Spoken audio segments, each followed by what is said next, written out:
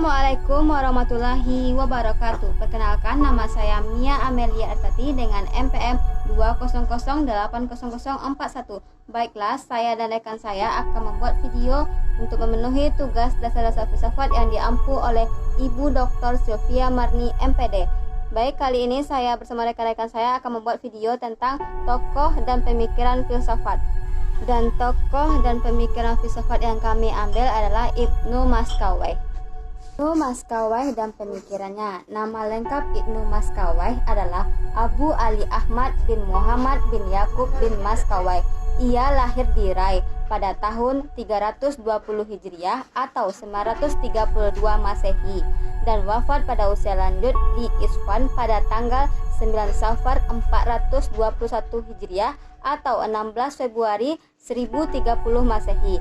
Ibnu Maskawai hidup pada masa pemerintahan dinasti Buwayhi di Baghdad 320 sampai 450 Hijriah atau 932 sampai 1062 Masehi yang sebagian besar pemukanya bermazhab Syiah. Riwayat pendidikan Ibnu Maskawai. Dari segi latar belakang pendidikan tidak dijumpai data sejarah yang rinci, namun dijumpai keterangan bahwa ia mempelajari sejarah dari Abu Bakar Ahmad Ibnu Kamil Al-Qadi. Dalam bidang pekerjaan Ibnu Maskawai adalah bendaharawan, sekretaris, pustakawan, dan pendidik anak para pemuka dinasti. Ibnu Maskawai seorang yang tekun dalam melakukan percobaan-percobaan untuk mendapatkan ilmu-ilmu baru. Selain itu, beliau dipercayakan oleh pengusaha untuk mempelajari dan mendidik anak-anak penjabat pemerintah. Ibnu Maskawai juga digelari guru ketiga atau Al-Muallimin Al-Salis setelah Al-Farabi yang digelari guru kedua, sedangkan yang dianggap guru pertama adalah Aristoteles. Sebagai bapak ilmu Islam, beliau telah merumuskan dasar-dasar etika dalam kitabnya. Selanjutnya, pemikiran Ibnu Maskawai. Sama hal dengan para tokoh Islam lain, pemikiran Ibnu Maskawai bermanfaat untuk umat manusia pada umumnya dan umat Islam pada khususnya. Pemikiran Ibnu Maskawai adalah 1. Metafisika. A. Ketuhanan. Tuhan menurut Ibnu Maskawai adalah bersifat azali dan pencipta. Tuhan segala aspek.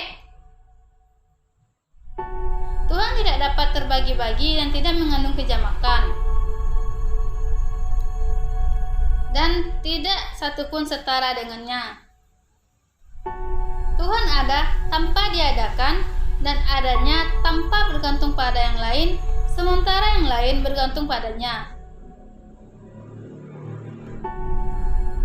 Menurut De Boer, Tarik al-Falsafat fi Islam, Tuhan bersifat zat jelas dan zat yang tidak jelas. Zat yang jelas adalah hak yang benar. Hak yang benar adalah terang. Sementara zat yang tidak jelas adalah kelemahan akal pikiran kita untuk menangkap karena disebabkan dinding-dinding atau kendala yang menutupinya. B. Emanasi. Emanasi sama hal Al-Farabi, Ibnu Maskawai menganut paham emanasi, yakni Allah menciptakan alam melalui pancaran. Namun, emanasi ini berbeda dengan emanasi Al-Farabi. Entitas pertama dari pancaran Allah ialah akal, yakni akal aktif. Akal aktif timbullah jiwa, dan perantara jiwa timbullah planet. C. Kenabian. Menurut Ibnu Maskawai, Nabi adalah orang yang menerima hakikat Hakikat inilah yang diterima oleh para filosof, namun perbedaannya terdapat pada cara atau teknik pemerolehannya. D. Tentang jiwa. Menurut Ibnu Maskawi, jauhar rohani yang tidak hancur karena disebabkan kematian jasad. 2.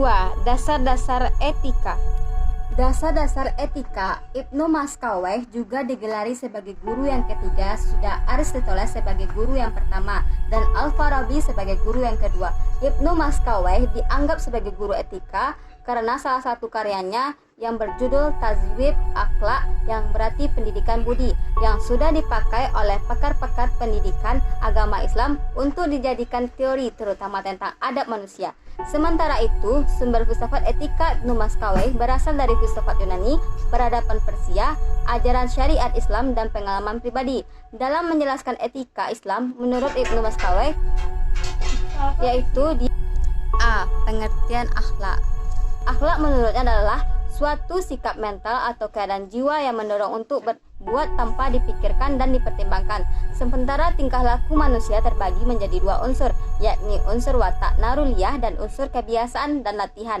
Ibnu Maskaweh adalah seorang moralitas terkenal. Hampir setiap pembahasan akhlak dan dalam Islamnya, filsafat selalu mendapatkan perhatian utama. Akhlak adalah jamak dari khalaq yang artinya sikap, tindakan, tindak tanduk, dan sikap inilah yang membentuk sikap kita, dan inilah yang bisa dikomentari oleh orang lain. Berbeda dengan khalaq atau ciptaan karena tidak bisa dikomentar dan dia atau artian langsung ciptaan Allah Subhanahu wa taala, sementara sikap fisik manusia itu sendiri. B. Pengertian kebahagiaan. Menurutnya, karena pada diri manusia ada dua unsur, yaitu jiwa dan badan, maka kebahagiaan meliputi keduanya. Hanya kebahagiaan badan yang lebih rendah tingkatnya dibandingkan kebahagiaan jiwa. Jika dibandingkan dengan kebahagiaan jiwa yang bersifatnya benda, mengandung kepedihan dan penyesalan, serta menghambat perkembangan jiwanya menuju kehadiran Allah Subhanahu wa taala. Kebahagiaan jiwa merupakan kebahagiaan yang sempurna yang mampu mengantarkan manusia menuju derajat malaikat. C. Pendidikan akhlak. Dalam karangan-karangan beliau banyak menunjukkan hal-hal yang sifatnya material dalam konteks moral, seperti pokok pendidikan akhlaknya ketika mengangkat persoalan-persoalan yang wajib bagi kebutuhan manusia, dan jiwa sebagai hal wajib akan membutuhkan penutup psikologis ketika terjadi interaksi secara manusia.